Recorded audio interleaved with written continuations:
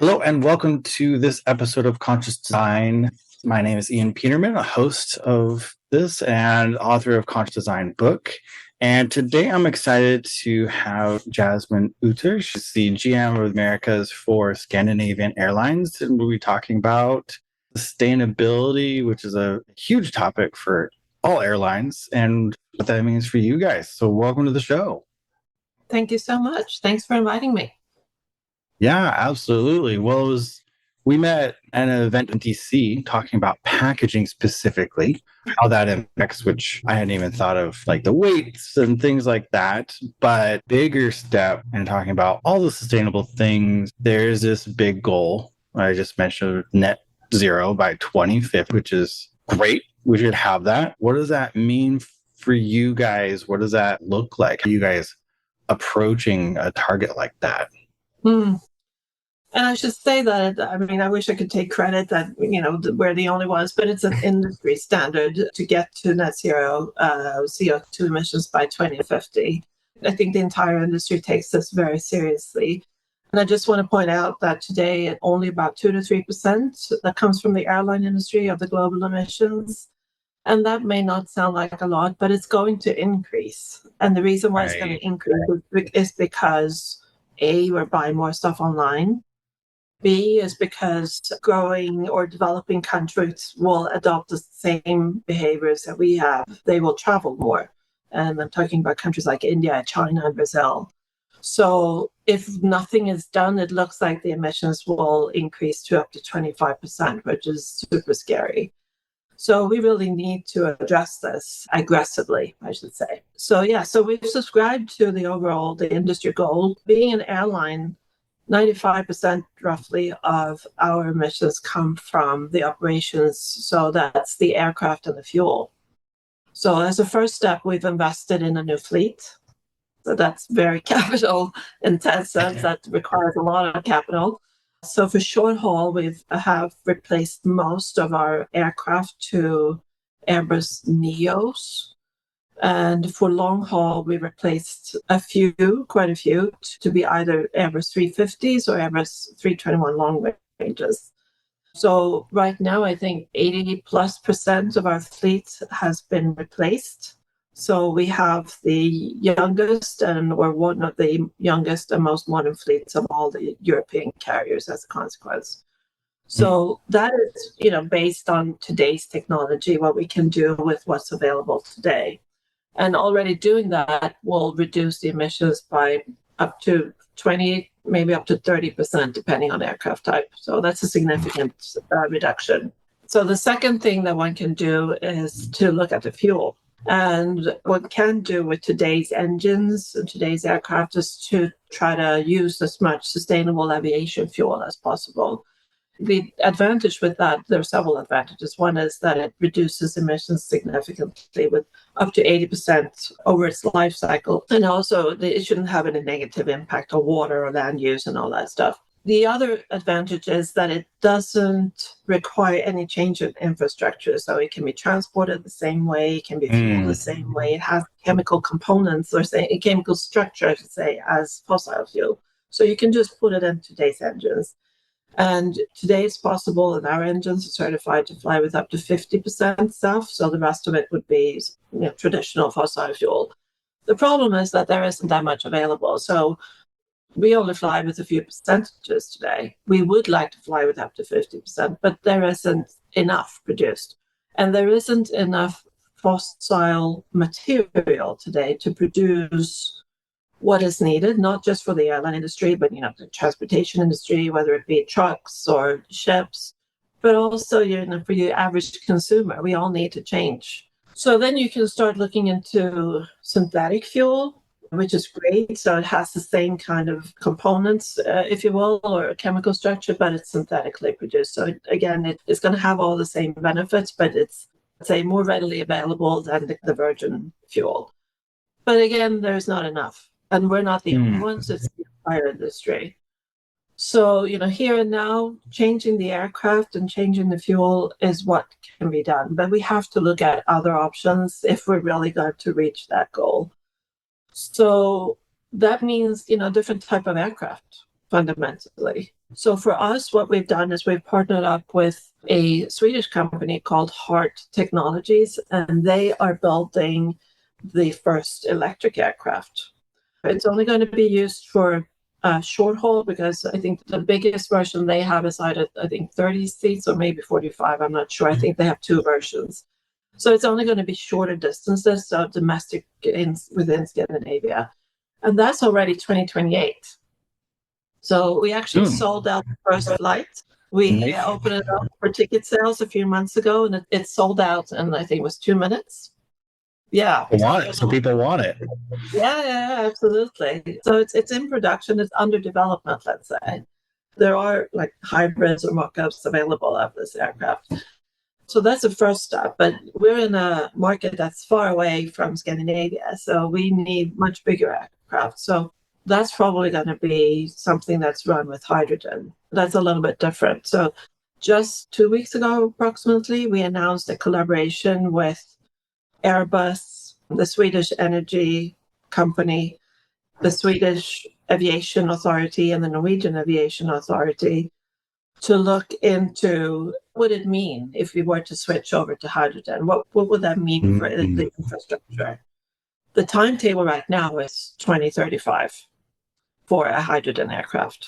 I love the idea. I actually interviewed a research team out of the UK, almost a year ago, maybe about a year ago, that they took like 3 years and they went through, and their final report was 100% doable. We just need to put the R&D money toward it, but technically we have the technology. It's no sci-fi required to make it happen and actually be done. That's amazing. You guys are partnering with this. So they're 2035. That's still way sooner than 2050. Yeah, absolutely. That's awesome. The airline industry really takes this seriously, and we're very much aware of our contribution to the emissions. So, on a personal note, I feel happy that we're able to take these steps. I mean, we've taken the first steps with investing in the fleet, and we've taken the next step to invest in the next generation short-haul aircraft, and now we're taking the next step together with the Airbus industry to look at the long-haul fleet as well, the next generation. And in the meantime, we're also partnering up with various suppliers regarding sustainable aviation fuel, synthetic sustainable aviation fuel here and now, because, we need to start to reduce the emissions. We've already reduced a significant amount, as I alluded to, since we've changed the fleet. And our goal is to reduce it by 25% by next year compared to 2005. So we're on our way to achieving that. But this has to be done, I think, in incremental steps because A, there's a limited supply, B, technology needs to catch up. By addressing the aircraft and the fuel, that's 95% of the emissions, plus 95%. So that's a significant step. That's what we've done. And then in addition to that, we've looked at just about everything else. So I looked at every item on board the aircraft, every single item, down to the Swiss sticks. Do they need to be on board? And we've removed any item that we didn't see really was necessary, because every item that we remove will make the aircraft lighter, and that will use less fuel. So every item that you see on board an SAS aircraft has been reviewed. We try to replace them with material or items that are made with material that is sustainable. So just as an example, the fabric that we use on our seats is sustainable wool.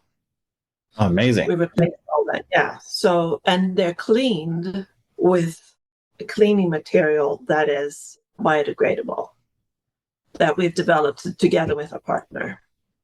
Wow, so you developed your own. Yeah, together with. I mean, we don't do everything ourselves. We need to partnership is key in this. But still, taking on a cleaning product, that's usually not within the wheelhouse that an airline would.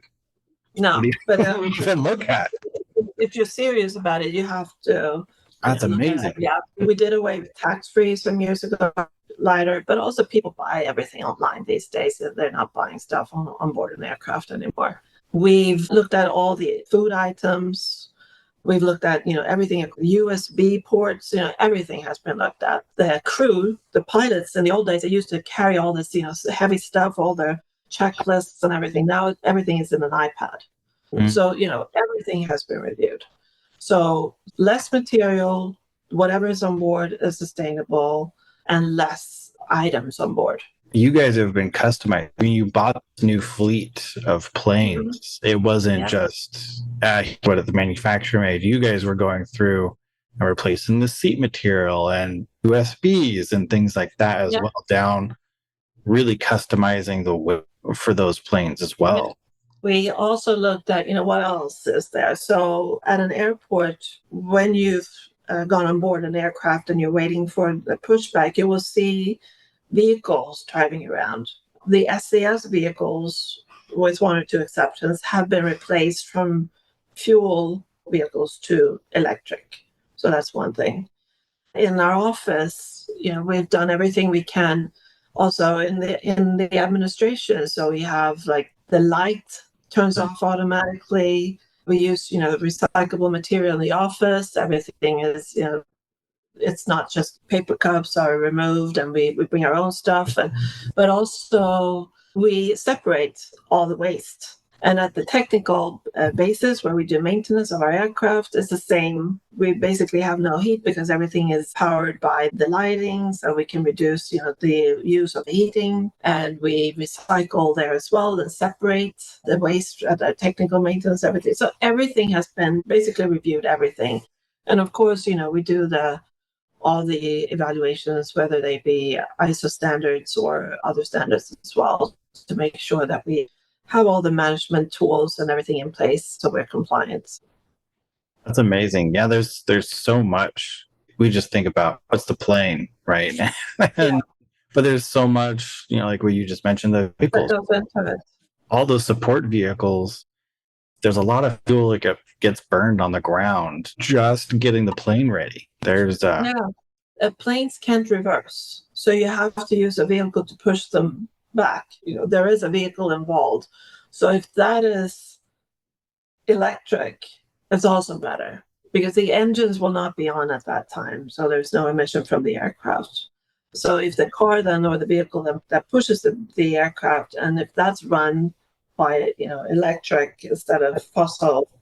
Yeah, there's so many layers to it, and it sounds like you guys have really dived into everything goes into. And you mentioned the event that we met at was all about packaging, and even just how do you package food, let alone everything else. So many items that get packaged when you load up a plane to be able to use it. So that alone is a lot of products that go into that. You mentioned there's a few things, and most of it's the airplane, right? Actual fuselage and fuel. And fuel has been kind of a hard path to get to because there's just not enough. Is it something where you guys starting to see more fuel producers come online to be able to offer that? Or is it something that you guys are looking at vertically integrating so you can get it done? Like, how are you navigating there just being a supply shortage and be able to actually jump to the percentage you guys want to be at? So we're not producing it, will not be producing it as far as I know ourselves, but we've partnered up with other producers. So here in the States, it's Jibo, for instance, and there are others throughout Scandinavia.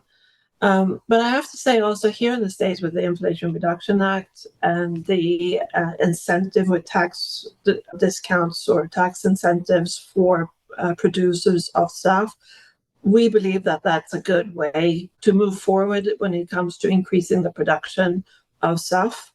So the United States will become more important to us in that sense, and we plan on refueling more here as a consequence because there's more access to it here in the States. Okay. Europe has a tendency in this case to impose restrictions, but here in the States it's been more, make it more available by reducing the taxes to produce it. So the answer is we're partnering up to get access to it, and we're trying to get a hold of it where it's available, basically. We're basically buying everything that we can. But the problem is also that it's not just that it's scarce, but it's also very expensive. It's about 3 to 4 times more expensive than fossil fuel, which Oh, is wow. Okay. unfortunate. So that might be a hindrance for some to switch over, because your fuel is very expensive as it is, and to pay 3 or 4 times more, it's a lot. That's expensive. It's very expensive. With but you're seeing a positive pretty soon then, when in especially at least the US and production going up. The production is going to go up, most likely. I don't think anyone believes that it's going to be enough to get to 50% and enough for our airlines, enough for the whole transportation industry, and enough for, our cars. There is just not enough going to be produced. There's not enough, plants. There's not enough biological material. There are not enough producers in order to get to that point. And this is where, which is why we have to look into, different types of aircraft that are fueled differently.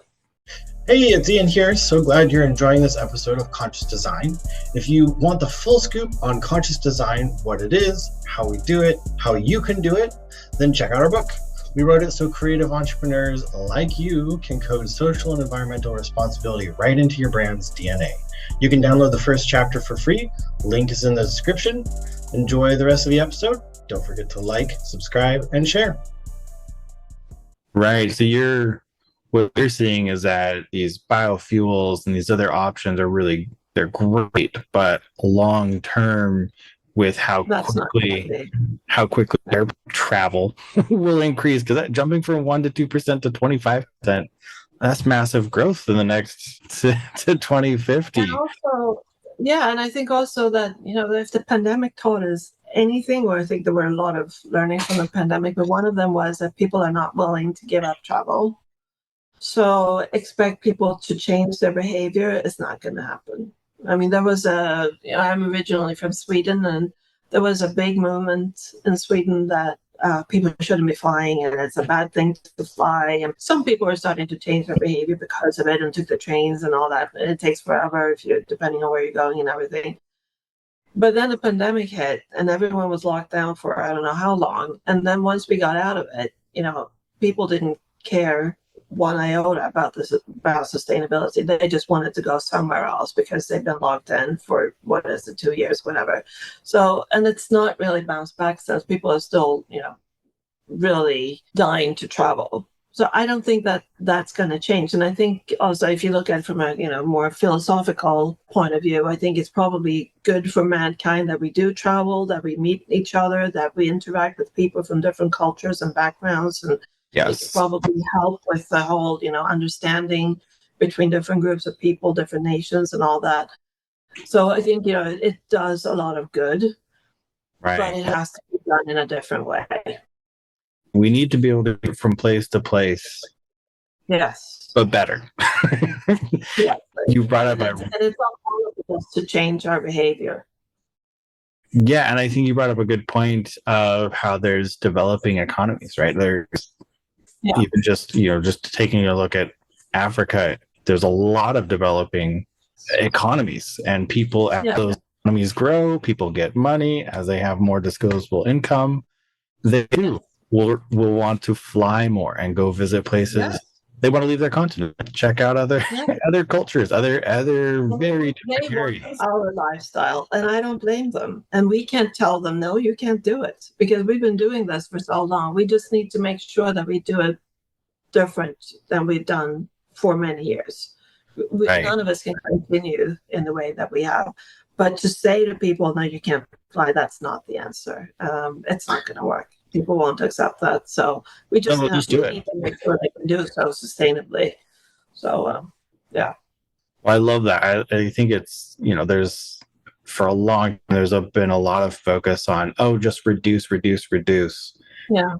And that, you can maybe say that in some of the top economies of the world right now, where you could go, hey, there's excess, but you can't say that to developing nations where they're growing and they want to catch up, and it's like you said, who can blame them?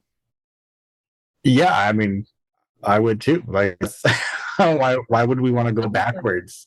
I think it's No. one of the biggest things about sustainability is that anytime we've tried to create sustainability by restricting or kind of that negative side of motivation, people push back. They don't Yeah. like it. Yeah. No. You say, oh, if you do it, you can do it. Just do it this way, and it'll be Yeah. sustainable. Then I feel like you get a lot more. You get a lot more support, and Yeah. then you figure out how to make it cheaper and better and all that stuff. But you got to give at least give an option that Yeah. you can still fly. You can still be able Yeah. to do that. So like you guys Yeah. are, hey, we have this. We're using these fuels. We're using better planes. Yeah. All these things you can still fly. You Yeah. just this is a better way to fly right now, and then we'll get Yeah. better later. Exactly. Exactly. Yeah. Well, that's amazing. You're so kind of jumping over to the hydrogen planes. Mhm. So that's something that you guys. So when you are looking forward, that is what you guys see as the next technology to really take you to net zero. Then, like are you thinking of kind of removing all the biofuel and transition like a full transition over, and then is that kind of what you guys are looking at as that tip point to go from almost maybe could get to net zero and then cross over? And yes, net zero is 100% possible with hydrogen. I think my best guess is that there will be a mix for some time before everything is transitioned over. I think there will be sustainable aviation fuel. We'll start introducing the electric aircraft on some routes, and then 8 years later, we have hydrogen, and we might have some still that are run on SAF. And I think it's going to be a mix. But maybe 20 years down the line, maybe it's all going to be hydrogen. Right. So maybe by 2050, that's Yeah, you might yeah. I be mean, but I think that it could be even then, maybe some aircraft are electric, some are hydrogen. The end result will be the same. There will be right. zero emissions from the aircraft. So Right. much like today, when we have, this aircraft model for short haul and this aircraft model for long haul, it could be the same then that we have, electric here and hydrogen there, as long as the end result is the same. Right. Yeah. It's still as long as it's net zero, it's Yeah, what exactly. So I think it's a matter of phasing in and phasing out over time. got it. So yeah, but I That think makes moving sense. over to electric and hydrogen needs to happen, in the near future, but also in a way that is, safe, obviously, for everyone. Yes, well, absolutely. That's and that was one of the things when I talked to the research group, was very interesting is they were predicting an even higher safety level with it if done right. You introduce hydrogen, Okay. um, and yeah, that was interesting. So, yeah, I think it's an interesting technology, and it's great that you guys are looking right. That's another Yeah. decade of development. A Yeah. long time to go to Yeah. like a first prototype kind of test line. Yeah. Have a plane fly that way. But So imagine, I mean, it's because, technology is just not there. So that it yeah, needs to be developed. And, I mean, we're kind of developing after the need has occurred in a way. So, and how often does that happen? So, not you very know, often. It's a good. no. So I like since that when you yeah, can do it. yeah. So it's I think that everyone is feeling, we need to get this in place. But again, being an airline, it's first and foremost is safety. So it needs to be managed and handled in a safe way. Well, I think it's a great thing that you guys tested with selling tickets to your electric plane. Like that's a great way to get that vote of confidence and say, hey, customer, if we offered you an electric plane, would you be willing to put your money towards it? And would you feel Yeah. safe with it? Right.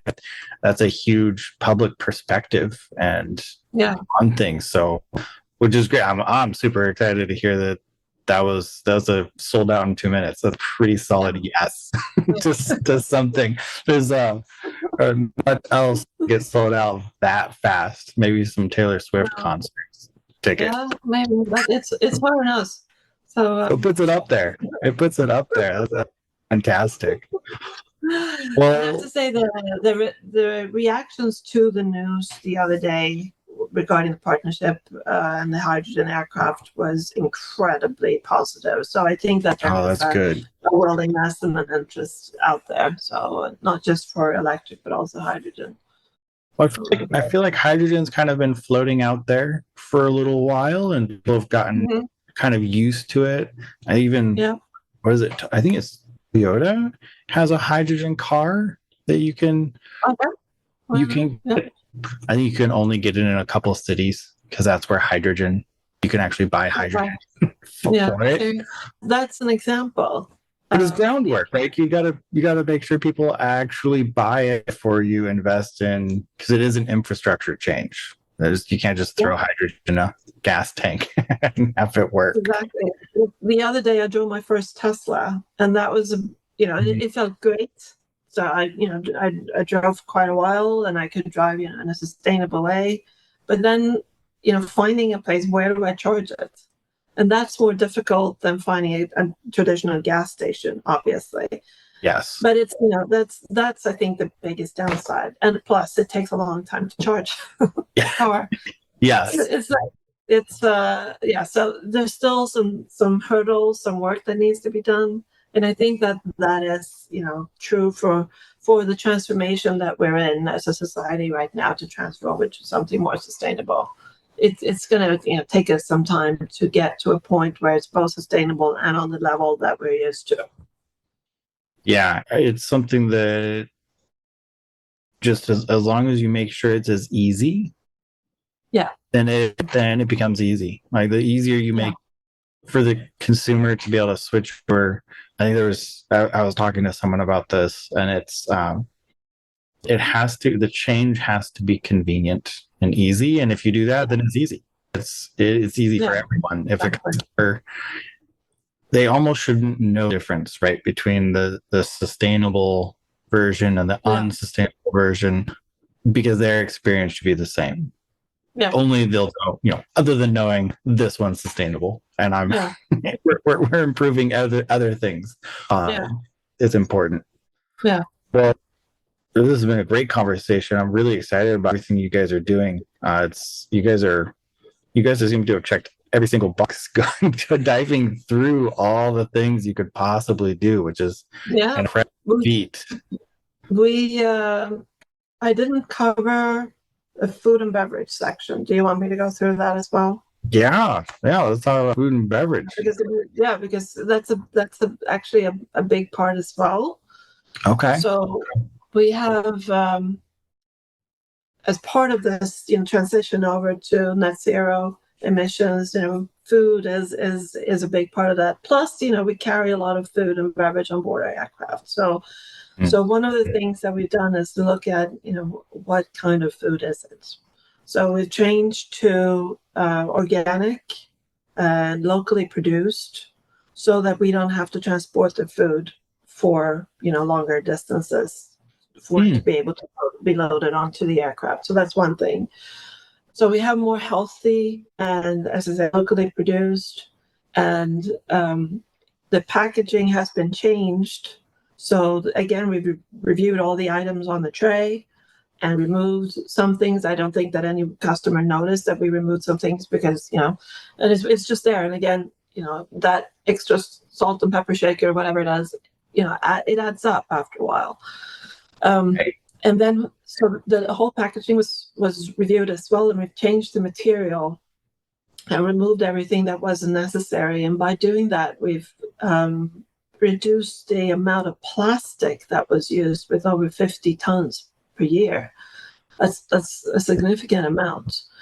And then we recycle what we can, as long as it's in line, obviously, with local legislations. There are strict rules on what you can do with waste from food, but we recycle aluminum cans, what have you. We have on some routes the possibility to choose in advance what you want to eat. So we will, in a few weeks, be launching the same on our long haul fleet. So in business class, we'll go first. So you'll be able to, before boarding the aircraft, choose what you want to eat. And it's, I think, not just a nicer experience for the customer, but also we know exactly how much food is requested and what people want to eat. So it will lead to less waste and less weight on board the aircraft. That is a great idea. Yeah. So probably down the line, it'll be more commonly used that people pick what they want to eat before boarding the aircraft. And thus we know that people will eat whatever it is that they choose, and we don't have to load a lot of extra stuff. So Right. that's another example of trying to reduce the weight, but at the same time, keeping customers happy on board our aircraft. So.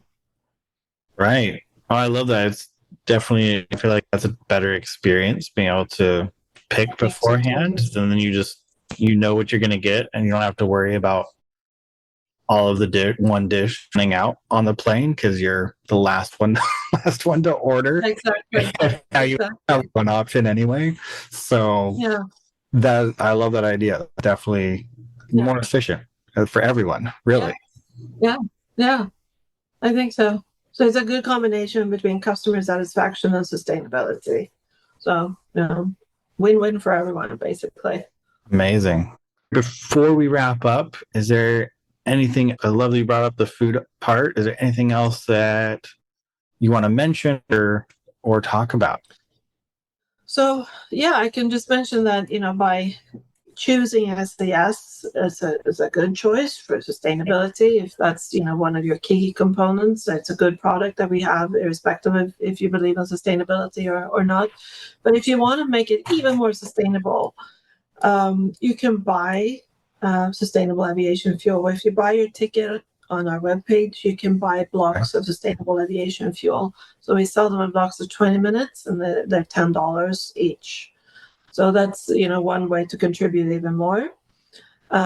If you are a company or you work for a company, we can offer you can buy sustainable aviation fuel in bulk through us. Okay. So we can set that up. So you can buy, once, or you can subscribe. So you buy it repeatedly. We have different options available. Also for companies, if they want to buy a larger quantity for their employees when they travel on behalf of the company.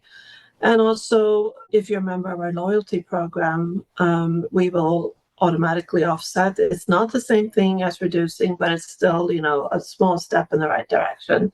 So we will do that on your behalf as well. So there are different options that you can choose from if you want to travel even more sustainably.